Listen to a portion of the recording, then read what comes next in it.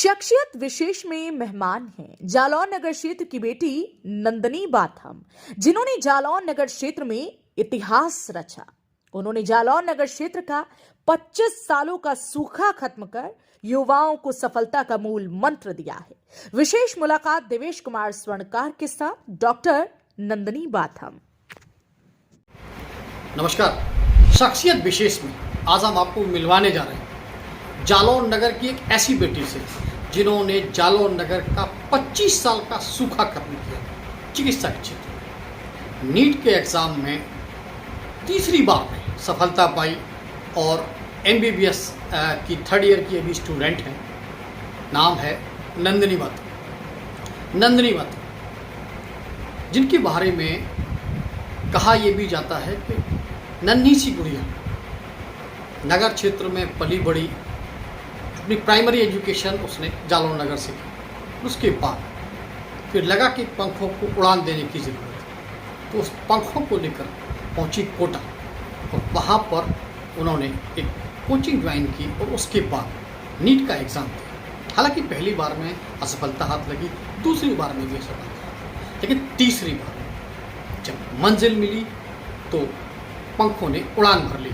यानी ये कह सकते हैं कि मंजिलें उनको ही मिलती हैं जिनके हौसलों में से अपने बुलंद हौसलों से अपने बाबा का नाम रोशन करने उतरी चिकित्सा के क्षेत्र में पहुंचने वाली नंदनी बाथम। इनसे आज हम आपको रूबरू कराएंगे, जिन्होंने नगर जालौन में पिछले 25 साल का सूखा खत्म किया।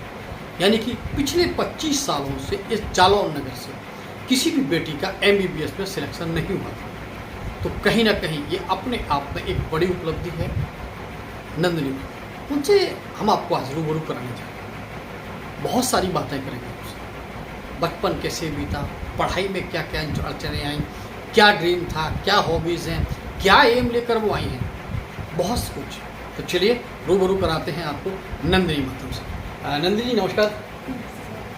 हमें आप ये बताइए कि सबसे पहले तो आप अपने बारे में बताइए कि आपका पारिवारिक परिचय। नंदनी बाथम है और मैं MBBS 3य वर्ष की छात्रा हूँ बस्ती मेडिकल कॉलेज में। मेरे पिताजी का नाम श्री डी.एच. बाथम है और वो एक गवर्नमेंट स्कूल में टीचर हैं। और मेरे घर में मेरी माँ है और मेरा छोटा भाई है। और अच्छा, मुझे ये बात बताइए आप कि जब आप की प्राइमरी एजुकेशन यही जालौन में ही हुई ना, तो जालौन में जब आपकी प्राइमरी एजुकेशन हुई तब कभी आपने सोचा था कि आप चिकित्सा के क्षेत्र में जाएंगी, डॉक्टर बनेंगी? नहीं, बिल्कुल नहीं सोचा था। इनफैक्ट मुझे पता भी नहीं था कि नीट जैसा कोई एग्ज़ाम भी होता है जी। तो 10th के बाद से मैं यहाँ से 10th करने के बाद से मैं गई थी। तो जब मैं वहाँ पहुँची, मैंने प्रिपरेशन जो कोटा से करी है, तो वहाँ जाके नीट के बारे में कुछ भी नहीं पता था। वहाँ जाके सबसे पहले सुना कि हाँ नीट जैसा कुछ होता है। बस यहाँ से ये सोच के गए थे कि हाँ डॉक्टर बनना है, बस इतना सोच के गए थे। बाकी कैसे एग्ज़ाम होता है। अच्छा, ये चीज़ दिमाग में कहाँ से आई कि डॉक्टर बनना है? नहीं, नहीं आया था। ये मेरे पापा से मैंने पापा ने डिसाइड करा था कि हाँ कोटा जाएंगे और वहाँ जाके नीट की तैयारी करनी है। बस फिर मेरे बाबा जी जो थे वो एक वैद्य थे, तो फिर घर में ये चीज़ वापस भी लानी थी कि घर में भी कोई डॉक्टर होना चाहिए, बहुत ज़रूरी है। तो उस वजह से फिर मैंने सोचा कि हाँ डॉक्टर बनना है। तो कहीं ना कहीं बाबा के नाम को वापस लाने के लिए आपने। अच्छा, एक चीज़ और बताइए कि आप बेटी हैं, जाहिर सी बात है समाज में बेटियों को अभी भी कहीं ना कहीं उस दृष्टि से देखा जाता है कि बेटियों को ज़्यादा पढ़ा के क्या करना है। बेटियों को बहुत कम जो है आज़ादी मिलती है, बहुत कम इस सारी सुविधाएं मिलती हैं तो जो आपका अवेलेबल। तो इसके पीछे आपका आदर्श कौन है? मेरे पापा चूँकि एक शिक्षक हैं, तो वो जानते हैं कि शिक्षा का क्या महत्व होता है। उन्होंने मुझ में और मेरे भाई में कभी कोई फ़र्क नहीं करा। उन्होंने जब मेरा सिलेक्शन फर्स्ट टाइम नहीं हुआ, तो बहुत सारे मेरे इनफैक्ट रिलेटिव्स जो होते हैं वही बोलने लगते हैं कि नहीं बेटी को पढ़ा के क्या ही करना है। लेकिन फिर मेरे पापा अडिग रहे उस बात पे कि नहीं डॉक्टर बनना है तो डॉक्टर बनना ही है। अच्छा, पढ़ाई में भी बहुत सारी उलझनें आई होंगी, बहुत सारी कभी कभी ऐसा नहीं लगा कि जैसे किसी ने कहा हो अरे छोड़ो पढ़ाई क्या करना, बेटी हो और चल के खाना बनाओ और इन सब पे ध्यान दो, तो कहीं ना कहीं कोई रुकावटें समाज में या घर में कोई ऐसी आई? हाँ, घर में ऐसा कभी नहीं हुआ, बट हाँ मतलब सोशली हम एक जगह रहते हैं, मतलब तो सोसाइटी में बातें तो होती ही हैं कि मतलब ऊपर से जब आपका फर्स्ट टाइम में सिलेक्शन नहीं हो तब तो फिर बहुत ज़्यादा बातें होती हैं, लेकिन मतलब वो सारी चीज़ें कहीं ना कहीं मुझे स्ट्रेंथ भी देती थी। जब मेरा फर्स्ट टाइम सिलेक्शन नहीं हुआ तो लोगों ने जब बातें करना शुरू करा तो उसको मैंने मोटिवेशन की तरह इस्तेमाल करा कि नहीं, अब लोग बोल रहे हैं तो मुझे ये करके दिखाना है। मेरे पापा अगर कहीं जाते थे तो लोग बोलते थे कि अच्छा बेस के मतलब क्या हुआ, नहीं हुआ, तो मुझे वो चीज़ बहुत ख़राब लगने लगी। तो फिर उस चीज़ को मैंने अपनी मोटिवेशन बनाया कि नहीं, मतलब कोई मेरे पापा से या फिर मेरे घर वालों से कोई कुछ ये वही बोल पाए कि आपने भेजा और क्या हुआ उससे। अच्छा, पहली बार जब आपने नीट का एग्ज़ाम दिया, उस पर आप जब बैठी और उस समय मन में क्या चल रहा था कि हाउ कैन दिस पॉसिबल, क्या ये संभव हो पाएगा? नहीं, मतलब उसके पहले मैंने हथियार डाल दिए थे। मुझे लग रहा था मैं नहीं कर सकती हूँ, मतलब बिल्कुल ही नहीं कर सकती हूँ। फिर मेरे पापा ने मुझे बहुत समझाया उस टाइम पे कि नहीं, तुम एक बार एग्ज़ाम दे के तो देखो। तो फिर जब गई थी तो नहीं लग रहा था कि शायद नहीं होगा, क्योंकि प्रिपरेशन से पता चल जाता है हमें कि हमारा सिलेक्शन होने वाला है या नहीं होने वाला है। तो फर्स्ट टाइम मुझे लग रहा था कि हाँ शायद नहीं होगा, बट फिर हम एस्टिमेट कर रहे थे कि इतने मार्क्स आएंगे या नहीं आएंगे, तो मेरे कंपैरेटिवली मार्क्स अच्छे ही आए थे। तो फिर मुझे मोटिवेशन मिला कि हाँ मैं सेकेंड टाइम में इसको कर सकती हूँ।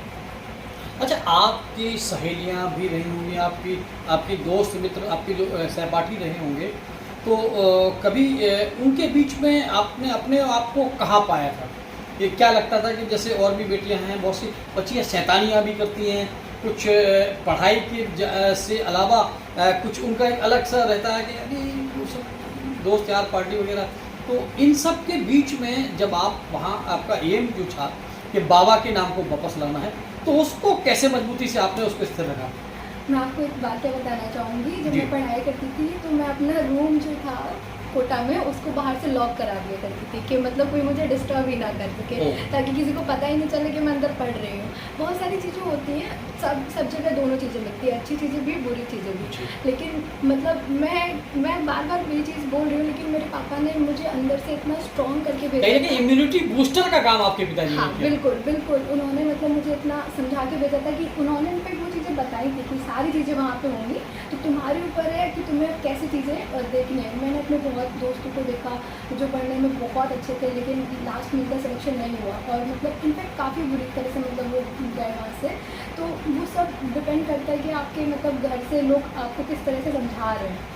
अच्छा, कई बार ऐसा देखा गया है कि बहुत से लोग बच्चे प्रतियोगी परीक्षाओं में जो बैठते हैं, नीट हो या जेईई हो या FCS का हो या किसी और का भी एग्ज़ाम हो, तो ज़्यादातर जब बच्चे निराश हो जाते हैं, उनको हताशा हाथ लगती है, तो वो एक गलत कदम उठा लेते हैं, वो एक नेगेटिविटी की ओर जाते हैं और ज़्यादातर कहीं ऐसा भी देखा गया कि बहुत से बच्चे सुसाइड तक कर लेते हैं। तो ऐसे में क्या आपके किसी सहयोगी या किसी सहपाठी के साथ ऐसा हुआ है?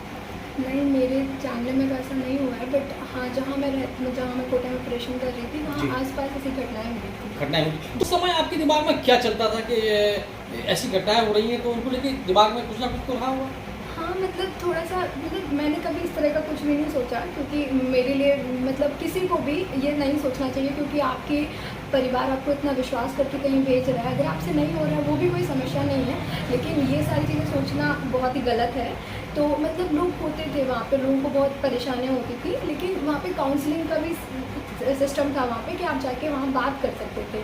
मुझे मेरे दिमाग में ऐसा कभी कोई ख्याल नहीं आया, ना मैंने देखा, मतलब मैंने देखा बट मेरे दिमाग में ऐसा कोई ख्याल नहीं। अच्छा, अक्सर देखा गया है कि बेटों की परवरिश में पिता का अक्सर हाथ होता है और बेटियों की परवरिश में माँ का एक विशेष योगदान होता है। तो आपकी माँ का आपकी सक्सेस के पीछे कितना आप योगदान मानती है, कितना परसेंटेज मानती है? परसेंटेज तो मैं बिल्कुल नहीं डिस्क्राइब कर सकती, क्योंकि माँ और पापा दोनों का ही परसेंटेज इक्वल है। पापा मुझे मतलब पापा उस विषय के बारे में, या फिर कहिए पापा मेरे फिज़िक्स के टीचर हैं, तो वो मुझे फिज़िक्स पढ़ाया करते थे, मतलब समझाया करते थे। तो अब पापा मुझे उस तरह से हेल्प करते थे, लेकिन मम्मी से बात करके मम्मी मतलब मुझे मोटिवेशन देती थी कि नहीं तुमको करना है, मतलब मम्मी मुझे समझाया करती थी इस तरह से। बाकी पापा मुझे उस विषय के या फिर वहाँ पे कैसा माहौल है वो सारी चीज़ें पापा बताया करते थे।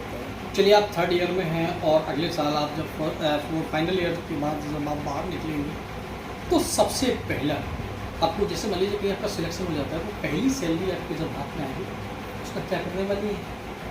उसका कुछ नहीं, मैं सारा का सारा मतलब जो भी है मतलब वो अपने पापा और मम्मी को देना चाहती हूँ, क्योंकि मुझे मतलब मेरा दोस्त यार पार्टी सब एंजॉय ये सब नहीं, वो तो सब पापा के पैसों से होता है। वो पापा के पैसों से होता है। नहीं वो सब नहीं, वो सब पापा के पैसों से, जो भी मेरी सैलरी आनी है वो सब घर पे देनी है। अच्छा, आपकी उम्र के और बच्चे अभी भी कुछ बच्चे ऐसे हैं जो इन प्रतियोगी परीक्षाओं के लिए रात दिन एक करके लगे हुए हैं, तो इन बच्चों के लिए आपका क्या संदेश है? क्या आप उनसे कहना चाहेंगी कि वो कौन कौन सी चीज़ें हैं जिनको माइंड में रखकर, वो दिमाग में रखकर प्रिपरेशन कर सकते हैं, उनकी तैयारियां कर सकते हैं और सक्सेस पा सकते हैं? देखिए, सबसे पहले लोग क्या करते हैं ना कि जैसे कि एक जगह के स्ट्रिक्ट नहीं रहते। जैसे कि अगर मैं एलन से पढ़ रही थी तो उसका जो उन्होंने कोर्स दिया था, तो हमें उस कोर्स पे फोकस करना चाहिए। मतलब जितना भी वो पढ़ा रहे हैं वो मोर देन सफिशिएंट होता है। लोग क्या करते हैं कि नई नई किताबें खरीदने लगते हैं, वो पढ़ने लगते हैं। मतलब कंटिन्यूटी सबसे ज़्यादा ज़रूरी है। रोज़ जो वहाँ पढ़ाया जा रहा है वहाँ वो आके आप घर पर रिवाइज़ करिए, जो उन्होंने क्वेश्चन दिए उनको लगाइए। बस मतलब यही है, लोग इधर उधर भागने की बहुत ज़्यादा कोशिश करते हैं। जो तुम्हें बताया जा रहा है, जो क्लास में कराया जा रहा है, उसी को हर बार रिवीजन। मतलब मैं ये बोलूँगी कि रिवीजन सबसे मोस्ट इंपॉर्टेंट चीज़ है, क्योंकि मेरी फिजिक्स थोड़ी सी वीक थी, लेकिन जब मैंने उसको बार बार सेम क्वेश्चंस लगाए, क्योंकि बहुत ज़्यादा क्वेश्चंस भी रिपीट होते हैं, तो अगर आप सेम पैटर्न पे क्वेश्चन बार बार लगाएंगे तो बहुत लाभ मिलेगा। और लास्ट में जो क्वेश्चन पेपर्स आते हैं, जैसे हमें ना 11 ईयर्स के क्वेश्चन पेपर्स मिलते हैं, तो वो विद इन टाइम लिमिट हमें सॉल्व करने चाहिए। मतलब उनसे अब बहुत ज़्यादा एक्यूरेसी भी आती है और आपको पता चलता है कि आप कहाँ स्टैंड कर रहे हैं। तो मैं ये बोलूँगी कि कभी भी कोई टेस्ट नहीं छोड़ना है, टेस्ट सारे देने हैं। टेस्ट बहुत ज़रूरी होते हैं, क्योंकि वही अल्टीमेटली बताते हैं कि मतलब आप किस तरह से एग्ज़ाम में परफॉर्म करने वाले हैं। अच्छा, चलिए, आप सक्सेस होने के बाद आपका एक ड्रीम भी होगा कि आप किसी उद्देश्य को लेकर आप इस क्षेत्र में आई हैं, तो वो ड्रीम क्या है और उस ड्रीम को आप कैसे पूरा करेंगे? मुझे एक मल्टी स्पेशलिटी हॉस्पिटल खोलना था घर में। ओके। तो उसके लिए पहले तो मुझे अपनी पीजी करनी है।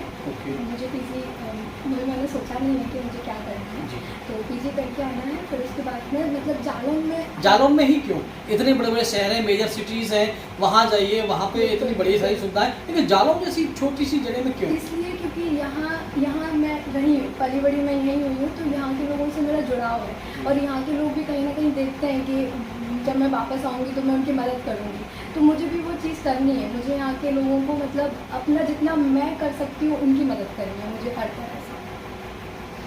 तो ये थी नंदिनी वथम।